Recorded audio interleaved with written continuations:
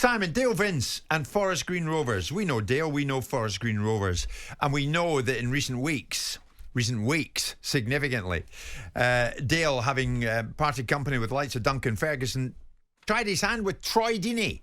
In came Troy, who had a fairly impressive career as a player, but Troy proceeded to say a few things in his short time there and has been sacked after just 6 games in charge of the League Two side. It should be stressed, Forest Green Rovers propping up League Two, looking up at everybody in English football. Troy may reflect on this because this is the kind of thing he said when he was in charge. Always at the right back with Dabo, who was poor and awful again, and I've just told him he won't be playing on Tuesday, so you can have that from now. He's got it on the right back. We're going to go out to the opposite left is the game plan. How we get there will depend on their shape. If they come really pressing it tight into the midfielder, out the other side, 1v1, and we go, let's play through the middle and kick it up in the air as much as we can. But it's my fault though, because I explained it and they all told me back afterwards. Not in the game. They all told me back afterwards what we should do. Yeah, good fun.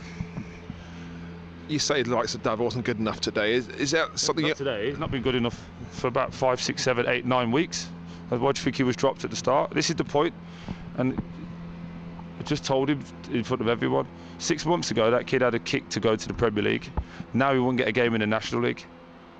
So is that me or him? Because he's faster than everybody and purely ability, but he gets run every game. He never makes a tackle, and every time the ball comes to him, he looks like he kicks it with his shin pads. So Troy decided to say a few things there and single out one player in particular. He apologised later for doing just that. But maybe that apology was too little too late, because after the latest defeat against Harrogate on Saturday, Dale Vince said his bit. No, I haven't had the chance to speak to him about it. My thoughts on those, I think it was a mistake. I'm actually quite unhappy about it. I think he shouldn't have said it. I think he's apologised for it now, so he understands it was a mistake. And he's obviously brand new to the coaching game, so maybe it's part of that emotion as well. He felt emotional after that last game, but it was just not the right thing to do for the club or for the players. But can you understand some of his frustrations of what he's seen on the pitch this season? Yeah, I think we all have frustrations, right? As fans of Forest Green, staff of Forest Green, everybody around the club has frustrations. But no, it doesn't justify that. No, it doesn't. So that was Dale Vince speaking about what Troy had said. I mean, you're looking at me as if it's a lot of noise about not a lot. Well, it's not much of a job, is it? I mean, Forest Green Rovers. But the bottom line is... Simon, that's not fair. It's a good club and they're trying their very best to make an impression. Not much of a job. The bottom of what do you mean not much of a job? The bottom of League Two. They are what they are. And that is what it is. I mean, for me, I look at them and go, yeah, all right, the noise around Forest Green Rovers is because of Dale and his views on the way that the climate should be represented through football and activism and all of that stuff. And they're entitled to want success, but they're going to get relegated from this division and go back to the National League. It sounds as if you want that. I don't care either which way. I don't think they're much of a football club. But that's perhaps because I don't support them. But the point is this, is that he's absolutely right, Dale. I like Troy Deeney. I spent a fair amount of time with him earlier on in this year. He's a thoroughly likeable bloke. And I wouldn't be surprised if he cut out a decent career in coaching. But that was unwise and perhaps unnecessary and ill-advised. Because there's one thing making these players understand your frustrations. There's another thing dragging it into the media and giving yourself an opportunity. He would have been, as a player, entirely unhappy if that had been said about him. He would say, I would never have performed at that level. There were instances in Troy's career when he wanted to get out of Walsall, when he didn't behave admirably, and I'm pretty damn sure he wouldn't have appreciated the manager going out into whatever media it is, whichever newspaper that covers Forest Green Rovers for its 7 readers. All right, we get it. Would have delighted in that opportunity. So I think Dale was absolutely right to castigate him. He might want to wonder why he employed him in the first place, whilst suggesting that he's a new coach with a new experiences, because that was self-evident. And we've seen 2 of them. We've seen Duncan Ferguson looking like you couldn't get an American Express card between the cheeks of his backside because he was so uncomfortable with some of the stuff that Dale was talking to him about.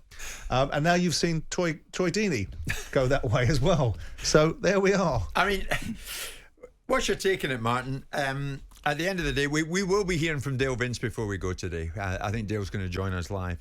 But, I mean, Has Troy paid the price, as Simon alluded to there, for speaking his mind maybe a bit too much? 100%. I think as a player, it was quite refreshing to hear Troy being very open and honest after games.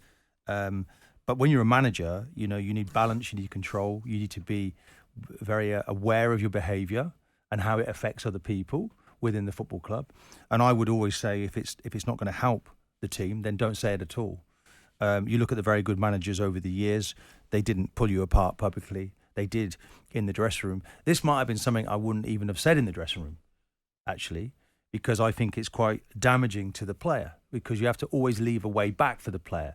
And he's guilty really of being too honest, because let me tell you, we always see what people can't do when we watch everyone play. You're watching young kids this Sunday morning, there'll be parents there watching. Bring out the qualities that they can do. Try to not look at what they can't do. And obviously he's been affected because Troy's looking at the results. We're not getting, they got beat by Harrogate. It's all gone wrong, and he wants to pull the trigger and come for someone. He's become too emotional. Now, if you were asked him to do it again, he'd say, I need more balance. I need more control. There's a project here I'm building. It's a way of behaviour. I have to take my time with this group. And almost turn a blind eye. You almost need to have amnesia when it comes to some of the mistakes that the players might make. Just look to what they can do rather than what they can't. And in the end, it's cost him his job. Yeah, I mean, Simon, you look at it from Dale Vince's point of view, and I know we're talking about Forest Green Rovers and we know where they are. They're at the bottom of League Two, but it's still worth the conversation.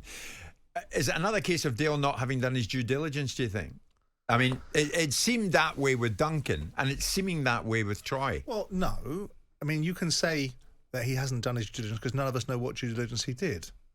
If he asked the questions and interrogate, he's not an inexperienced operator. He might be busy off funding activists, but he's not an inexperienced operator in terms of making appointments and building up his football club, because he has taken it to different levels. It has been on a forward direction for some time, and a significant proportion of that, irrespective of the veggie pies, is down to Dale Vince.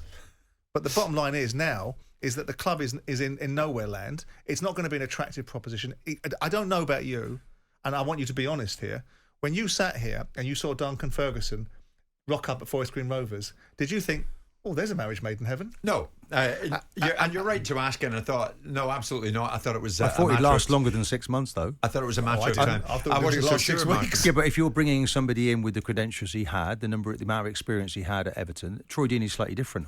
I don't know what support base that Dale Vince has got within the football club, but these are, I suppose, starting out in the game. They need support around them. Wouldn't they have had a senior head around Troy to say, no, you might want to say that, but you can't say that. It's a bit of guidance. Forest Green Rovers we're talking about, Martin. I mean, every club's got an assistant. This man has every done club has an I'm just assistant being regarding of the budget. You have an assistant manager. You have a first team scout.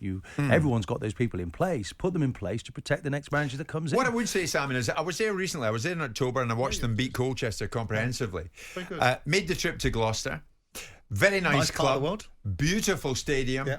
Good fans, and it's well run. Indeed, and it's going to the National League. Now, well, that may be the case, but they'll try and stave that off. But they're not the first club to run into managerial problems. Usually a few at Palace, in fact, more than a few. Indeed, and Dale's encountering a few here. Indeed, I did, but they didn't last 6 weeks. Well, and they didn't last 6 months. Well, here's the thing: who's learning the lesson here, Troy or Dale? Well, Dale is suffering the consequences for the decisions that he makes because he's having to hire and fire people and have disruption.